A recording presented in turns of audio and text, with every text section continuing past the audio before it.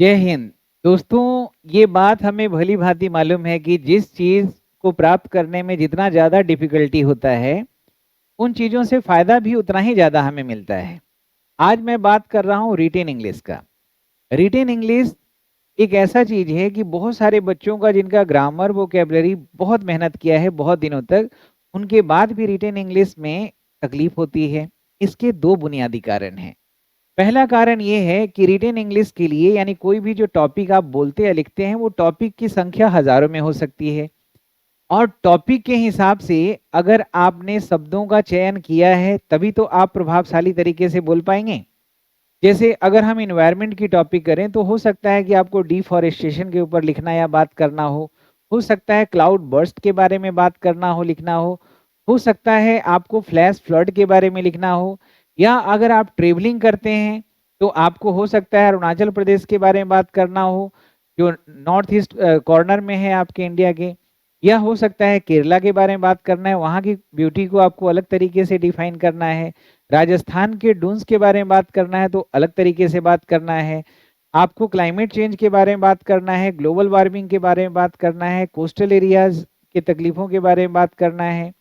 तो हजारों तरह के टॉपिक हैं, कुछ इन्वायरमेंट पे, जियोग्राफी पे, साइंस पे, फिजिक्स पे, या फिर आपके टेक्नोलॉजी पे, या जनरल आपका कुछ अपना एक्सपीरियंस है। तो हर एक विषय वस्तु के हिसाब से हमें शब्दों को जानना जरूरी होता है। तो पहला जो हर्डल होता है, जो थ्रेशोल्ड है, कि शब्दों को हमें जानना है तो कैसे इस पे कमांड करें, इसका समाधान मैं दूंगा आज।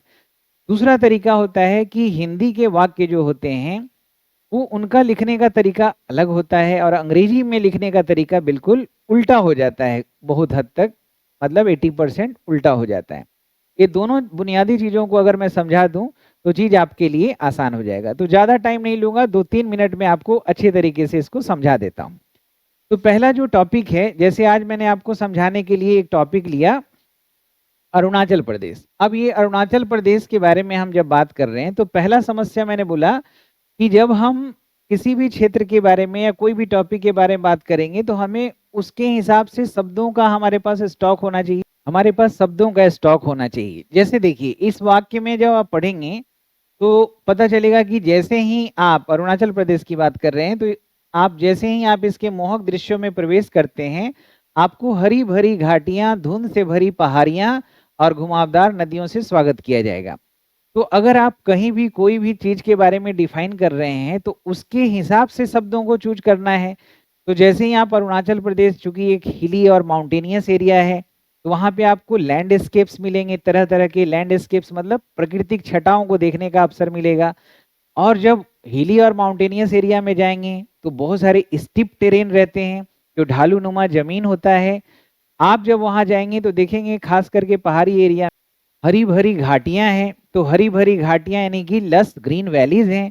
आप जब वहां देखेंगे कि सर्पीला सर्पीलाकार नदियां यानी घुमावदार नदियां होती है, तो अब घुमावदार नदियों को क्या बोलें, सर्पीलाकार नदियों का क्या बोलें, हरी भरी घाटियों को क्या बोलें। आप देखते हैं कि चारों तरफ एकदम जो है पहाड़ भी है जिसपे एकदम कोहरा एकदम लदा हुआ है, मिस्ट लेडन माउंटेन है। समझ रहे हैं? तो आप हर विषय वस्तु के हिसाब से शब्दों की जरूरत होगी। तो पहला हर्डल ये होता है। तो इसका समाधान हम साथ में करते हैं। जैसे आपको यहाँ पे मिला, 2-3 चीज मिला। शब्दों की बात कर रहे हैं, मोहक दृश्यों, यहाँ के मोहक दृश्यों यानी इंचेंटिंग लैंडस्केप्स, हरी भरी घाटियां यानी कि लस ग्रीन वैलीज, धुंध से भरी पहाड़ियां, मिस लैडन माउंटेन, घुमावदार नदियां, मियांड्रिंग रिवर्स। हम अभी पहले वोकेबलरी की बात करते हैं। तो यहाँ पे देखिए लैंडस्केप्स, हर जगह के अलग अलग प्राकृतिक छटा होता है। तो अब दूसरा क्या था कि लस ग्रीन वैलीज। अब जब हम वैलीज को यहाँ देखते हैं, लस ग्रीन वैलीज को, तो दिमाग में विजुलाइज होता है और वो वर्ड हमेशा रहता है और यूज में लाना शुरू कर देते हैं। इसी तरीके से आपका था कि मिस्ट लेडन माउंटेन, जहाँ पे मर्क लेडन माउंटेन है, मिस्ट फॉग लेडन माउंटेन है। तो जब आप फिगर के साथ देखते हैं तो शब्द और वाक्य में प्रयोग दोनों साथ साथ हम करते हैं। तो ये हमारा ना बड़ा ही साइंटिफिक और बहुत ही परवेसिव इसका इम्पैक्ट आप पे पड़ेगा। जैसे मियांड्रिंग रिवर, घुमावदार नदियां। तो अब ये जितने भी शब्द हैं इनका हम प्रयोग साथ में हम कर रहे हैं। ठीक है ना? अब एक ही वाक्य है, जैसे ही आप इसके मोहक दृश्यों में प्रवेश करते हैं, आपको हरी भरी घाटियां धुंध से भरी और घुमावदार नदियों से स्वागत किया जाएगा। अब शब्दों का समाधान साथ साथ हम दे रहे हैं। इसके बाद क्या करना है कि अरेंजमेंट कैसे करें। अब इसमें हम एक पॉइंट यहाँ पे बता रहे हैं कि यहाँ पे मैं कोई सेंटेंस लिखता नहीं हूँ, यहाँ पे बच्चों से लिखवाता हूँ और बच्चे बोल के लिखवाते हैं और उनके हिसाब से ही मैं काम करता हूँ। मैं सिर्फ सपोर्ट करता हूँ और बच्चे फिर हेल्प करते हैं।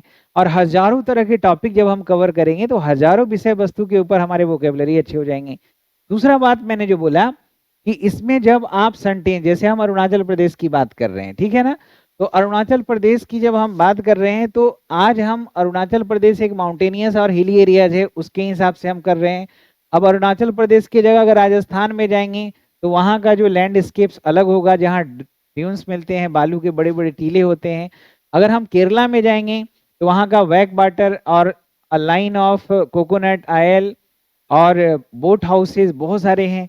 अगर आप अलग अलग क्षेत्र में जा रहे हैं, यानी कि टॉपिक जैसे जैसे आप अलग अलग एरियाज में जा रहे हैं तो उसके हिसाब से शब्दों का भी हमें चयन करना होगा। तो हजारों हजार तरह के टॉपिक्स मैं इसमें कवर कराता हूं, जिसको भी मैं बताऊंगा। अब यहाँ देखिए, मैंने बोला कि अब शब्दों को सजाना है तो कैसे किया जाए। अब मैं यहाँ पे बता रहा हूँ कि हिंदी के वाक्य जो आप लिखते हैं और इंग्लिश के वाक्य जो लिखते हैं उसमें कुछ बेसिक डिफरेंस होता है, उनको आपको जानना होगा।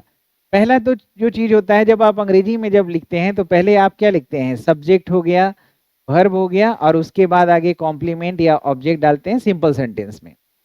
तो हिंदी में क्या होता है कि सब्जेक्ट के बाद वर्ब नहीं होता है। हिंदी सेंटेंस में सब्जेक्ट पहले होता है और वर्ब होता है बाद में। स्थित है, ये वर्ब होता है बाद में।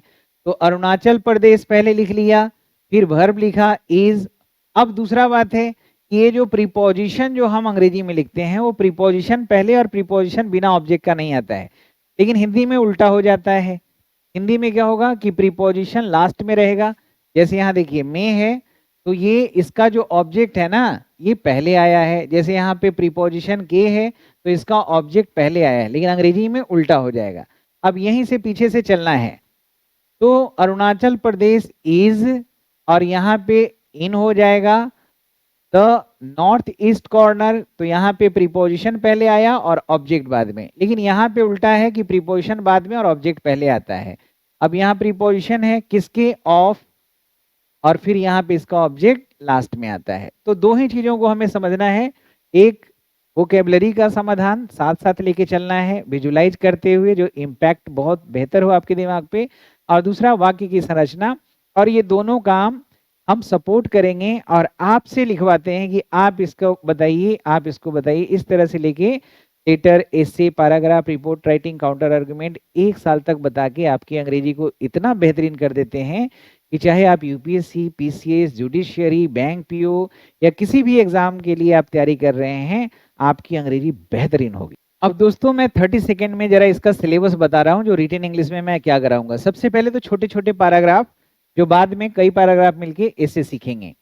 अब पैराग्राफ में जैसे डिस्क्रिप्टिव पैराग्राफ अलग है, अब इसमें 10 टॉपिक 5 टॉपिक बताया, नैरेटिव पैराग्राफ है, एक्सपोजिटरी पैराग्राफ है, परसुएसिव, यानी सैकड़ों टॉपिक हम जो कवर कर रहे हैं ना, इससे क्या होगा कि हर तरह के शब्द मिलेगा और आप सहजता महसूस करेंगे। बहुत ही आपकी रिजिलियंस जो है ना बहुत बढ़ जाएगा। फॉर्मल लेटर जब हम कराएंगे तो कवर लेटर जैसे कराया तो इसमें 10 बता दिया, बिजनेस लेटर है तो इसमें 10 बता दिया। तो इसमें हर एक टॉपिक लिखा हुआ है और ये टॉपिक को आगे बहुत सब डिवीजन होता है। इनफॉर्मल लेटर है तो हर तरह कवर करेंगे, रिपोर्ट राइटिंग है तो हर तरह का रिपोर्ट राइटिंग कवर कर रहे हैं दोस्तों, एसे राइटिंग है तो हर तरह का एसे राइटिंग, ताकि हर तरह का वोकेबलरी से आप अवगत हो जाएं, हर तरह के सिंटैक्टिक जो स्ट्रक्चर है उससे आप करें अच्छे से। काउंटर आर्गुमेंट ये खास करके आपका जीमेट में या फिर आपका सीएपीएफ में खूब आता है, आरएस में भी पूछा जाता है। अनसीन पैसेज ये जो यूपीएससी में है उसके लिए भी, और यूपीएससी मेन के बच्चे जो हैं जुडिशियरी के हैं वो तो जरूर ज्वाइन करें, उनके लिए खास करके जुडिशियरी के लिए लीगल राइटिंग का अलग से रखा है। और इस तरह से पूरा स्पीच इससे पूरा एकदम आपको अच्छे तरीके से कराया जाएगा। इसलिए दोस्तों अब ध्यान रखना है कि किसी भी प्रतियोगी परीक्षा के लिए इससे report writing, counter argument, formal letter, informal letter, newspaper report तैयार करना या लीगल राइटिंग, हर तरह के रिटेन के लिए आपको इधर उधर कहीं नहीं जाना है। यहाँ 1 साल तक आपको बताएंगे। ये रिटेन इंग्लिश कोर्स जो है दोस्तों, ये 9:30 बजे से 10:30 बजे रात में रोज होता है, मंडे टू फ्राइडे। इसको ज्वाइन करिए। और इसके साथ स्पोकन इंग्लिश ये जो है ना आपका, ये ट्रांसलेशन कोर्स फ्री दे रहे हैं। ट्रांसलेशन कोर्स पूरा पार्ट्स ऑफ स्पीच का इसके साथ पहले अलग कोर्स देंगे जो फ्री है, इसके साथ रिटेन इंग्लिश कोर्स के साथ।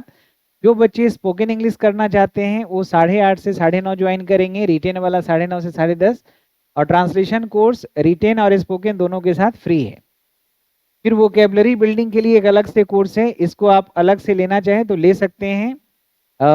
रिटेन और स्पोकन के लिए फिर अलग से लेने की जरूरत नहीं है। जो सिर्फ वोकेबलरी करना चाह रहे हैं उनके लिए ये वाला कोर्स है। और कंप्लीट इंग्लिश ग्रामर जो पढ़ना चाहते हैं तो इससे बढ़िया कोई कोर्स नहीं है। ये जो मैंने क्लास में पढ़ाया है ना, समझा के व्हाइट बोर्ड पे, वो सारा कुछ इसमें है। सबसे ज्यादा यही वाले बच्चे पसंद करते हैं जो बड़ा इत्मीनान से डिटेल में इसको समझाया गया है। और मैंने दोस्तों pen drive course, Google drive सब में ये प्राप्त कर सकते हैं। और मैंने ये जो किताब लिखा है ना, इसके तुलना में मार्केट की कोई भी किताब 2-4% भी इसके सामने खड़ा नहीं हो सकता है। तो ये किताब सारे लोगों के लिए बहुत जरूरी है। बहुत सारे टीचर्स के पास भी ये किताब है लेकिन वो आपको बताएंगे नहीं। लेकिन ये किताब आप जरूर लीजिएगा, क्योंकि ये किताब जो है ना पूरे तरीके से गीता और रामायण है। ये किताब अगर आपके पास नहीं है तो ग्रामर का संपूर्ण ज्ञान नहीं होगा, क्योंकि ये ग्रामर की किताब सिर्फ ग्रामर के लिए डेडिकेटेड है, जिसमें 27 टॉपिक्स मिलेंगे। नॉर्मल कोई भी इंडिया में बुक जो है ग्रामर की, उसमें 10-12 टॉपिक ही रहते हैं। बाकी वो कैप्स कॉम्प्रिहेंशन सब पिरोया रहता है। इसके अलावा ये सातों जो बुक्स है, ये 8 बुक्स का जो सेट है 2000 का है। ये अगर मंगा लेंगे तो पूरा खजाना ही आपके पास आ जाएगा अंग्रेजी का। आज के लिए इतना ही, अगली क्लास से मिलते हैं। जय हिंद।